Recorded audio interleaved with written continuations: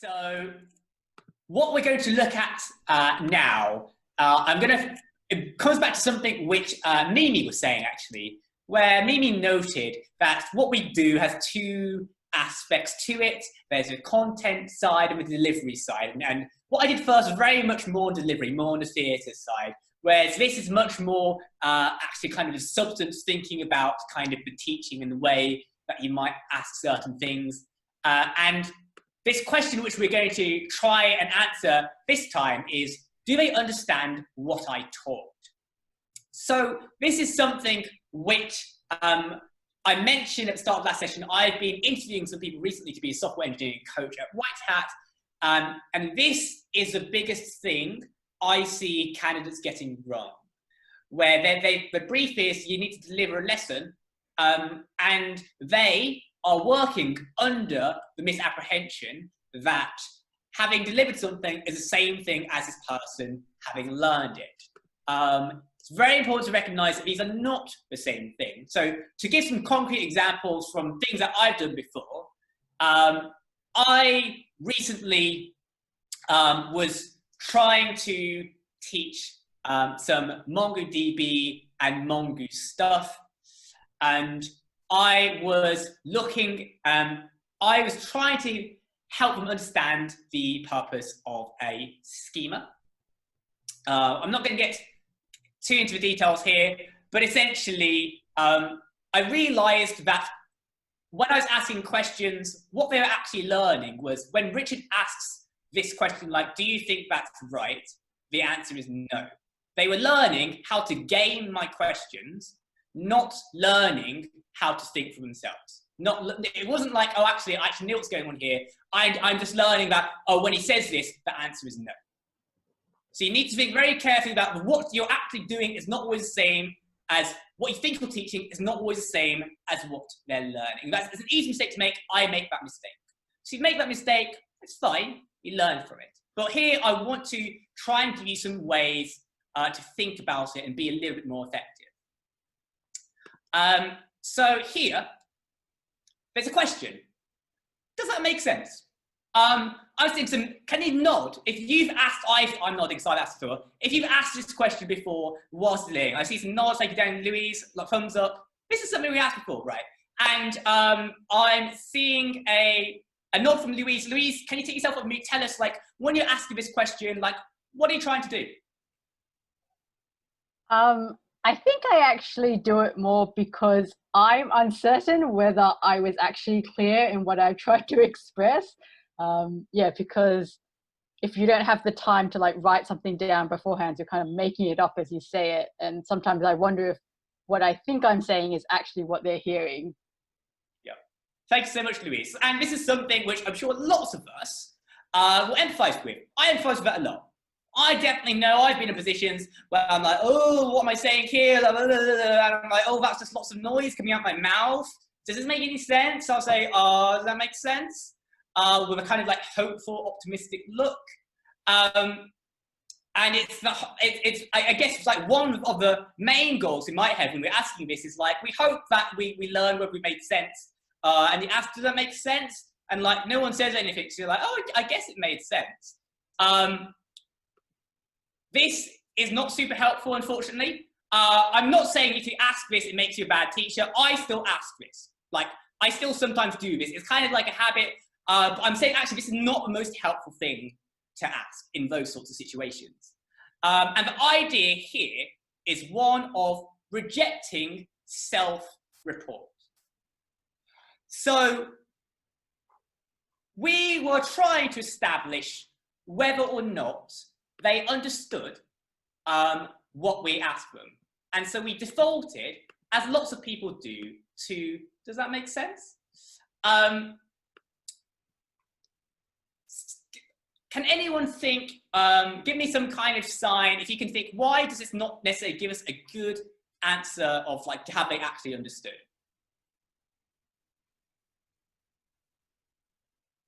So I saw, yeah, sorry, someone gone. People think that they understand you, but they actually don't. Right. So maybe they're not, yeah, maybe you're not asking them in a way that would let you actually learn if they say, yes, it makes sense? How do you know they really do get what you just said by just saying yes? Yeah, great. Thank you, Chandra. So both, does this make sense? But also, Kevin in the chat, am I making sense? And I do think am I making sense is a little bit better, but there's a common thing which I think they both fall victim to is, and exactly as Chandra said, learners are not necessarily good judges of whether or not they have understood something. And here's a very classic example, especially in coding.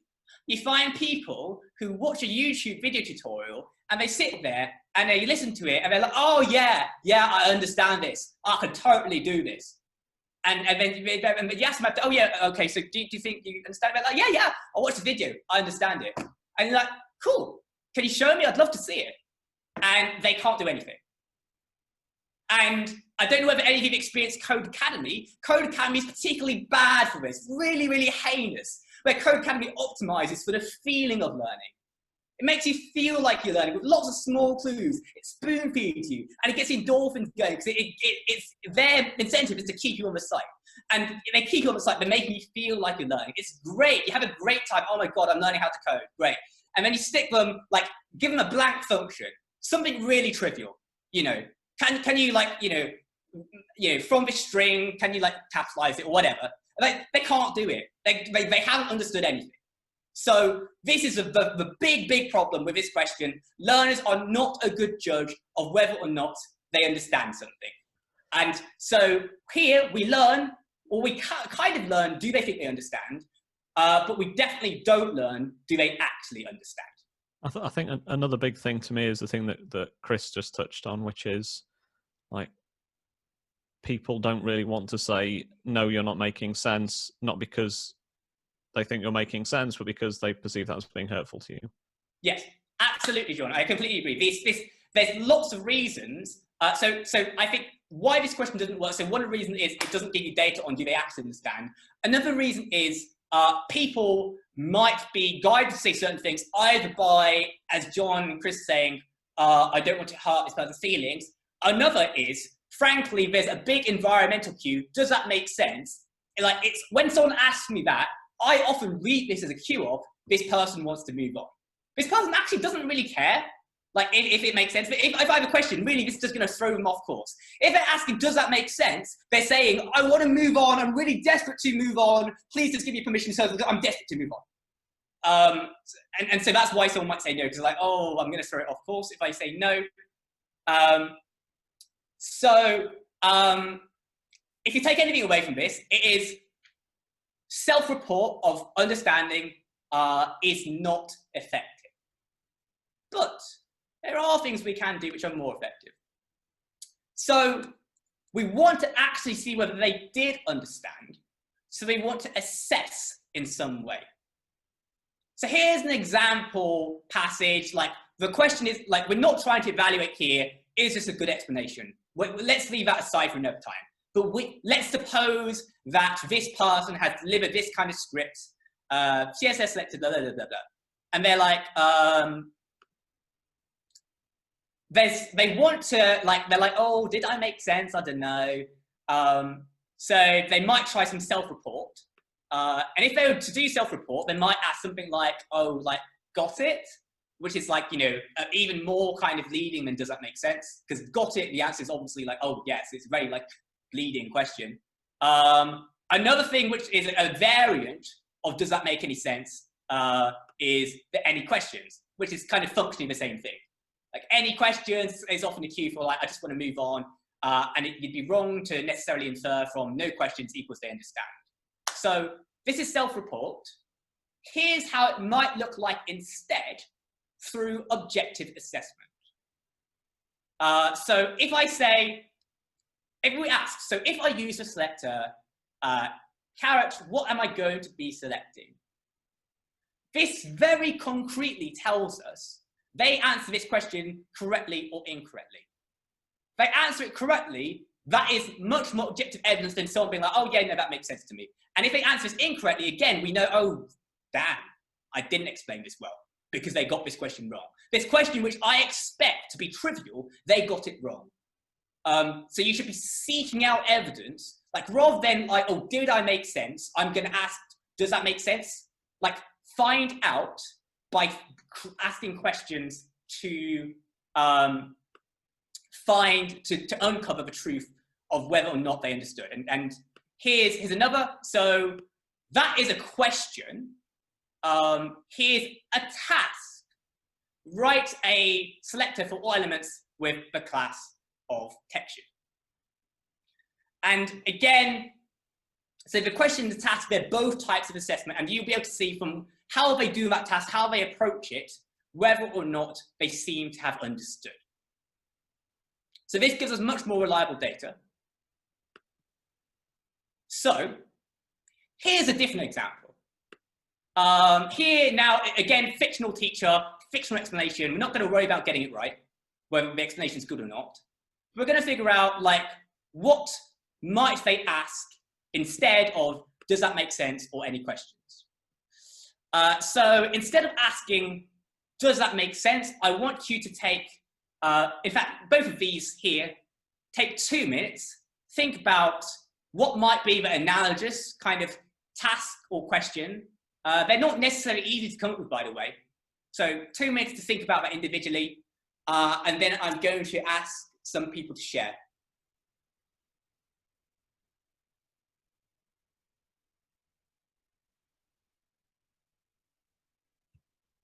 And I think a task in particular can be quite challenging. Sometimes with tasks, you've got to kind of think outside the box. So yeah, another minute and a half. And if you've come up with a question or task, you might want to come up with a few, because a question obviously gives you one data point. You want to kind of like more questions, more tasks gives you firmer evidence to believe that they understand.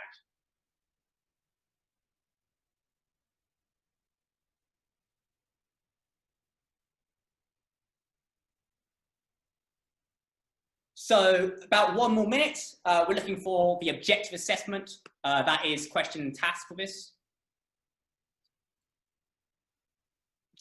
And when I ask you, what I'm interested in is, okay, what's your question and your task, but also kind of how did you arrive at that? What do you think, what evidence do you think that question gives you based on what the student comes back with? So about another 30 seconds, then I'm going to ask a couple of you for some of those.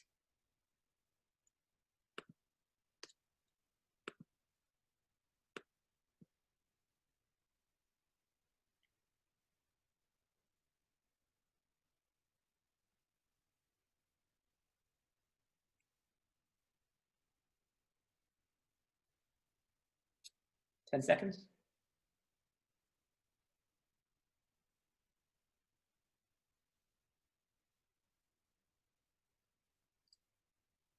Okay, so I'm going to start with Jane. Jane, I'm interested in giving me a question or a task which you might ask to assess understanding, and tell me how you've arrived at it and what you think it tells us. Oh, I can't think that fast. Can you ask somebody else? Thank you, Jane. I'm going to go to Rares or Rares. I'm not sure how to pronounce his name. Sorry. Rares, yeah, that's fine. Okay, thank you very much. Yeah, I guess for the first question, I would ask maybe what's the index of banana? That would be like a simple one, like a simple starting one, just to check, just to start them off. And then maybe what if I remove banana? What will be the index of carrot now, right? Like what if the array only has 2 elements? Thank you. Thanks, Raresh. So I like, so what is the index of banana? This is great because this is like, if they understand, this should be super, super easy, right? We've told them the index of apple is 0, index of carrot is 2, index of banana, like, you know, I mean, okay, so they, here, this does tell us something. If they get that wrong, we definitely should be worried, right? If they say index of banana, if they don't say 1, that's like a big flag. So that tells us something useful. That will uncover that information effectively. Something which we might think about with that, though, is someone without really understanding might go, oh, 0 and 2 have been taken, so I guess it's 1. So a positive answer doesn't necessarily confirm, on the other hand, that this student has understood that question or the kind of concept of raised. So it is actually very hard to come up with good questions. But we're certainly doing better when we're asking questions like Rarisha did. Here's what I might suggest, I think, for as an alternative, which is similar, is I'd probably give a different array. So, you know, create an array and say, okay, here's the second array. Looking at this array, can you tell me what the index of like this particular element is? And that you choose one there.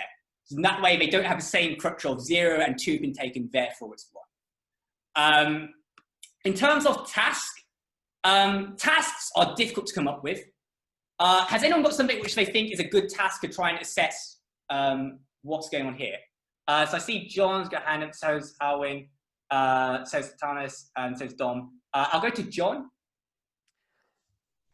I might try and do it completely the other way around. Like if we wanted this index to be this item, what would a list look like? JavaScript. What would an array look like that did that? Yeah. Great. Thank you, John. I think that's a great example. So something like, can you write me an array which has the string burger at index 1?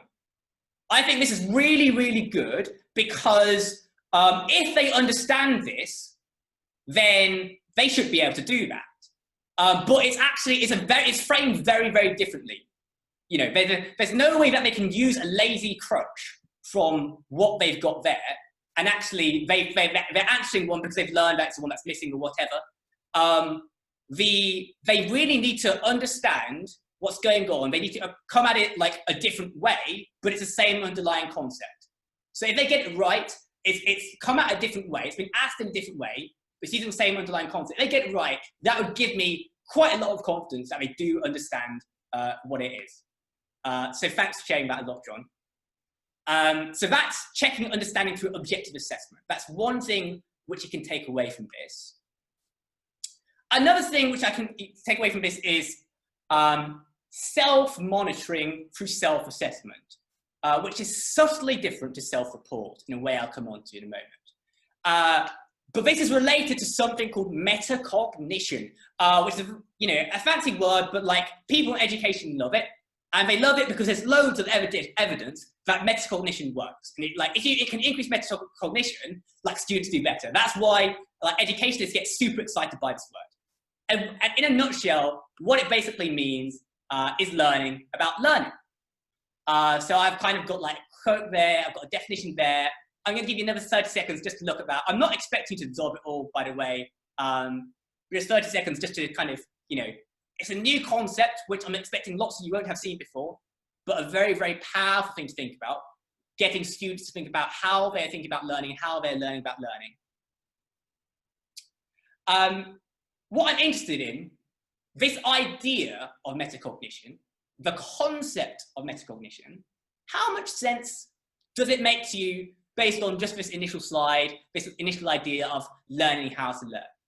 I'm going to ask this through visual feedback, through 1 to 3. 3 is, oh my God, I like know loads of metacognition. 1 is I've got no clue. 2 is like, nah, somewhere in the middle. So like metacognition, like learning to learn, does it make sense? Or like, what do you think about it? Can you show me 1 to 3? I'm seeing a 2, some 2s, lots of 2s, mostly 2s, some 1s. Okay, 2s and 1s. So you see some 2s. So if you did a 2, you're like, okay, yeah, I can kind of like articulate maybe a bit what metacognition is about. So you've just been looking at a slide about metacognition. All I've done is I've just covered up some of these things here. And I'm just interested in someone like articulating what comes after this. And I'm going to pick on someone who showed me a 2. So I think Dom showed me a 2. Am I right, Dom? Did you show me a 2? And if so, can you have a go at articulating? Yeah, no, 2 was that I don't understand, right? 2 was a kind of like, in the middle. 1 was I don't understand at all. 3 was I really understand. 2 was... I'm going to have to demote myself to a 1. Okay, don't demote yourself to 1. Okay, I'll go to... I saw a 2, I think from Emil. Am I right, Emil? And if so, can you try and fill in this definition? It doesn't have to be exact concepts. Yeah, so it describes the process involved when learners sort of make plans, track, observe their own learning behavior, and use that to try and improve it. That's very good. Well done. So I'm impressed by that. I wasn't expecting that. That's not actually the point of the exercise. So well done, Emil. That's a great answer. The point of the answer is to cause this gotcha moment where lots of you are like, oh yeah, 2, I can kind of get this. Yeah, I think I can do this. And then I put you on the spot. And I'm like, right, okay. You just told me you can kind of do this. And now I've literally just taken it off. You've just been looking at it. Now can you tell me about it? And this is a really powerful tool because it gets people to realize, so it's powerful in a few ways. So firstly, it gives you data. It gives you data on, okay, like a bit more nuanced 1 to 3. This is what they are, how they are self-assessing. It's different to self-reporting because it's more nuanced. So self-reporting is, does this make any sense? And it's kind of yes or no. When you're asking to rate from 1 to 3, it requires them to think a little bit more at least. Does that make any sense? But just quiet, doesn't take much thought. 1 to 3, they at least have to think a little bit. And they come up with something. Typically 2, people tend to hedge their bets. But then, when you go on to this, it causes that moment, they're like, oh, like I thought it was a 2, but actually maybe I don't understand because now I've been asked to explain this and I suddenly realize I can't do this. And it closes that gap between, or it helps learners to improve their awareness of, oh, right, so I thought I understood, but it turns out when I'm asked, I can't do this. So the way I think about my own understanding might be flawed. And maybe this feeling of, oh, I think I understand, maybe that's not always accurate, and maybe I need to find ways to check my own understanding in a bit more detail. So that's this idea of that self-assessment, which makes them think. There's a bit more nuance, 1 to 3. Then you follow up with something objective to help, and there's this kind of cycle which comes from that, where if you can do this consistently, we'd expect they would get better, actually, at understanding their own learning. Because then they come to expect, oh, when I'm asked 1 to 3, I'm going to be tested on this. And so I'm actually really going to think, do I actually understand this? Because I don't want to look like this fool who's like, oh, yeah, 3, I totally understand this. And then I get asked, oh, you're a 3, show us. And then, oh, I can't do it. So I think it's really powerful, gives you information, it's really, really good for improving metacognition as well. So we're going to skip that. For the sake of time, because I know I overran slightly in the last one, so I'm going to cut this one a bit shorter. So key takeaways from this for me are, firstly, the idea of you taught something, doesn't mean they understood it. And reject self-report. That's like, oh, does that make sense? Any questions? I'm not saying these have no merit, or there's never an occasion in which you want to use this. Sometimes you'll be extremely time constrained, for example. But if your genuine goal is to check, do they actually understand what I just taught? Then does that make sense? It's not the best question for that. And you can check understanding through the objective assessments in 2 forms, the questions and the tasks. And you can improve that idea of metacognition through asking them those self-monitoring questions, 1 to 3, and then following up with objective assessment, getting them to the habit of that, and they continue then refine their own process of becoming better learners themselves. They learn more about their own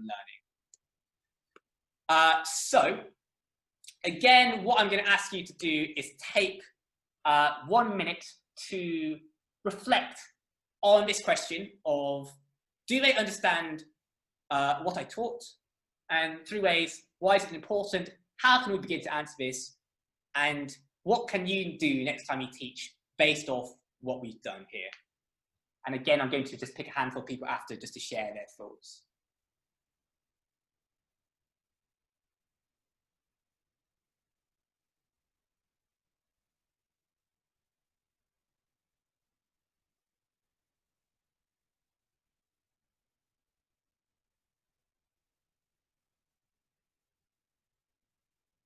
Just another 30 seconds.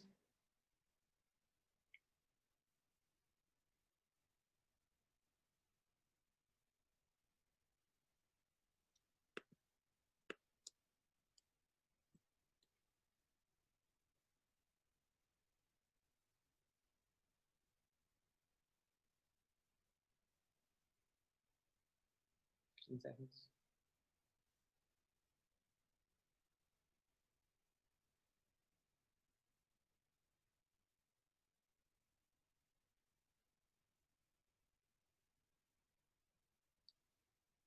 Okay, so again, I am going to pick 3 people. I would like to hear from Kevin, from Dom, and from Antigone. Can we start with Kevin, please?